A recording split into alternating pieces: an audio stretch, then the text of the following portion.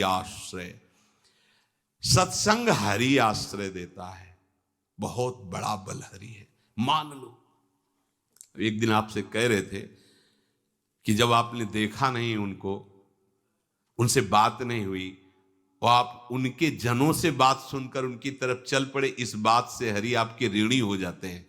भगवान इसी बात से ऋणी हो जाते हैं। बस ये बात आप हृदय में बैठा लीजिए। जैसे लोग प्रश्न करते हैं ना कि हमने भगवान को देखा नहीं, भगवान क्यों, हम कैसे, किसी की बात तो मान लो ना।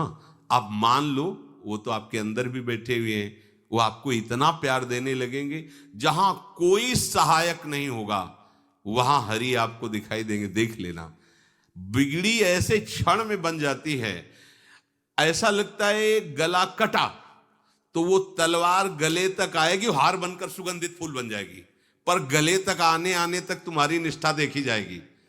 नहीं नहीं, बस मेरे हरि का यही विधान, वो आते आते हार बन जाएगी, वो तलवार तुम्हारा गला नहीं काट पाएगी, क्योंकि गले में हरि नाम चल रहा है। मान लो हमारी महालक्ष्मी चरण चापती रहती, क्या चाहिए तुम्हें, क्या चाहिए। आप सच्ची माने, क्या मतलब, कितनी मलिनता छा गई है। हम इसको मार देंगे तो 2 लाख रुपए मिल जाएंगे, ये कर देंगे तो, अरे भैया अगर तू हरि नाम जपेगा तो इसकी कीमत नहीं है, कीमत नहीं, अमूल्य वस्तु है। इसके ब्याज में तू कुबेर बन सकता है, मूल तो कभी खत्म होता ही नहीं है, ब्याज में तू ब्रह्मा बन सकता है। बनना तो चाहे, भक्तजन तो कहते हैं नहीं चाहिए मुझे ब्रह्मा का पद, परमेष्ठी पद, नहीं चाहिए सम्राट पद, नहीं चाहिए योग की सिद्धियां, मुझे प्रभु आपकी दास्ता चाहिए। ये बात कितना महासुख होगा उस भक्त को जो इन बातों को कह रहा है, नहीं चाहिए मुझे मोक्ष सुख नहीं चाहिए। वो ऐसे थोड़ी कह रहा है, श्रद्धा से नहीं कह रहा, अनुभूति से कह रहा है, मुझे नहीं चाहिए ये सब, इनमें वो सुख नहीं है जो आपके चरणों के समीप रहने में सुख है। नहीं सत्संग भजन नहीं हरि को, श्रवण न राम कथा अनुरागी, सुत बित दार भवन ममता निसि सोवत अति न कबहु मति जागी। अरे तेरी बुद्धि सो रही है, जगा दे। पुत्र में, रुपया में, स्त्री में, मकान में, इसमें सबकी ममता होती है, सबकी, जितने सृष्टि में पैदा हुए, केवल सत्संगी की नहीं होती। जो असली सत्संगी है उसकी ममता प्रभु के चरणों में होती है, क्योंकि वो जानता है सब रूपों में प्रभु ही है, ये सब पसारा प्रभु का ही है, इसलिए ममता उसकी प्रभु के चरण। एक अहमता ममता ये जग में है दुख जाई, ये जब श्री जी की ओर लगे तो होत परम। जाग जा, बिना जागे दुख दूर नहीं हो सकता। जैसे स्वप्न में हम देख रहे हैं कि समुद्र में डूब रहे हैं, अब जागृत में आसपास सैकड़ों नाव लगा दें तो बच जाएगा क्या वो, क्योंकि वो तो सो रहा है और वो स्वप्न में देख रहा है। अब हम नाना प्रकार के तैराकों को बाहर तैनात रखें तो उसको कोई सुख मिलेगा क्या, क्योंकि वो स्वप्न में। उसको अगर सुखी करना है तो एक ही उपाय, जगा दे। जगा दो तो ना समुद्र रह गया ना डूबना रह गया। ऐसे ही संसार में मोह से ऐसे ग्रसित जीव है, भाई इतना ही सुखचार है, और उसी स्वप्न में वो दुख से निवृत्त होना चाहते हैं। अब हम बाहर से उनकी कामनाओं की पूर्ति करने वाली बात करें तो क्या वो सुखी हो जाएंगे क्या। इसीलिए कोई साधु जो भगवत मार्ग का पथिक है वो कभी सपोर्ट नहीं करेगा जाओ ऐसा, वो जाओ ऐसा ही है जैसे उस स्वप्न में समुद्र में डूब रहा है, बाहर से हम जल जहाज नाव तैराक सब लगा रहे हैं, लेकिन वो नहीं सुखी होगा, क्योंकि उसके सुख का कारण तब बनेगा जब स्वप्न हटे। स्वप्न तब हटेगा जब वो जागे। जो सपने सिर काटे कोई, बिन जागे दुख दूर न होई, तो उसको जगा दो। साधुजन क्या करते हैं, जगा देते हैं उसको। जागो, कहां मोह निशा सब सो निहारा, देखे स्वपन अनेक प्रकारा, यही जग जामिन जागे जोगी। योग भगवान से जो तुमने वियोग कर रखा है, तुम जगो। जेव ही जगोगे तो जे ही जाने जग जाए हेराई, जागे जथा स्वपन भ्रम जाई। कोई नहीं यहां, एक कल श्लोक, मत्तः परतरम नान्यत् किंचिदस्ति धनंजय, मेरे सिवा कोई नहीं। ये कब पता चलेगा? जागने पर। तो हमें ये बहुत कुछ दिखाई दे रहा है, स्वप्न है। उमा कहूं मैं अनुभव अपना, सत हरि भजन जगत सब सपना। तो बोले तुलसीदास हरि नाम सुधा तजी, सठ हठ पियत विषय विष मांगी।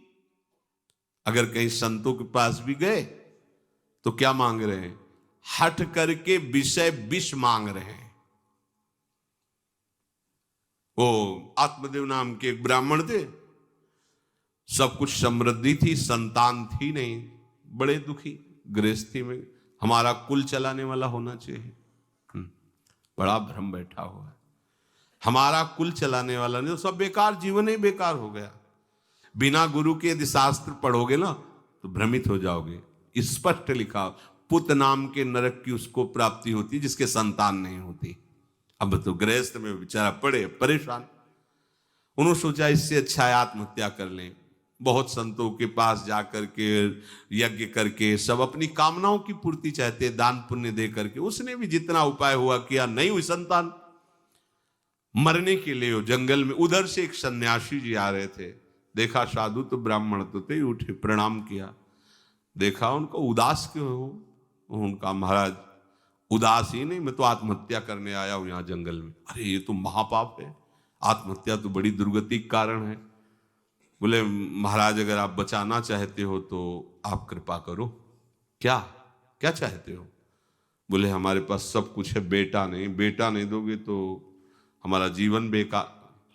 तो उन्होंने अंतर्दृष्टि से देखा और कहा 7 जन्म तक तेरे पुत्र नहीं भाग्य में तेरे लिखा है। तो उसने कहा फिर तो अभी मरते, आत्महत्या करते, हम 7 जन्म की बात, हम 7 दिन नहीं जिएंगे, हमें पुत्र चाहिए। संत का दयालु। देखो जिनके पास तपस्या और भजन का धन होता है, जब भगवान अधीन है तो कुछ भी कर सकते हो, कुछ भी कर सकते हैं। प्रारब्ध मिटाना कोई बड़ी बात नहीं। प्रारब्ध जानते, कोई देवता थोड़ी है, तुम्हारा पीछे का किया हुआ कर्म है। और इधर जोर का भजन है, भजन के प्रभाव से कर्म को नष्ट करने में देर थोड़ी लगती है। ये तो अच्छे शुभ कर्म करो तो तुम्हारा प्रारब्ध बदल जाएगा। भजन का प्रयोग प्रारब्ध बदलने के लिए थोड़ी है। पर वो ऐसा हट किए तो उनका देखो, हट करने से लाभ नहीं मिलता है। उनका हमें उपदेश नहीं, हमें पुत्र चाहिए। अगर आप भगवत प्रेरित होकर यहां आए हो तो आप हमें। तो उन्होंने तपस्या के बल से फल की रचना की और कहा जाओ अपनी पत्नी को ये फल पवा दो और इससे निश्चित पुत्र होगा। बहुत प्रसन्न, अब कामना पूर्ण थी तो देख लो, प्रभाव देखो कामना का। प्रसन्न हुए आए। धुंधुली नाम था उनकी पत्नी, नाम भी बहुत बढ़िया था, धुंधुली। वो कहा कि देखो ये फल खा लो, तुम्हारी संतान हो जाएगी। बहुत मीठी बात बोलती थी, मृदुभाषी, कपट हृदय। अलग अलग क्षेत्र होता है, हृदय कपट और मुख में मीठी बात। बहुत संभल के व्यवहार करना चाहिए ऐसे लोगों से। मधुरिया बानी, मीठी, क्या मृदुभाषा। नहीं प्रीतम, आप चिंता मत करो, फल ऐसे थोड़ी खाया जाता है, नहा धो के पवित्र होके फिर। हाँ उनका ये बात, तो आप अपने काम में लगो, हम पा लेंगे ऐसा। अब आपको विश्वास है ना? बोले विश्वास तो है, इसमें क्या विश्वास, आप भी तो चाहती ना पुत्र हो। बोले हाँ। वो जो ही गए सो अपनी बहन को बुलाया और कहा सुनो, अभी तो हम 4-5 रोटी कढ़ी चावल सब पा लेते हैं, पूड़ी खीर पुआ। गर्भ रहेगा तो पेट तो उसी से भरा रहेगा, तो हमारा भोजन रुक जाएगा। बोले हाँ ये तो बात है।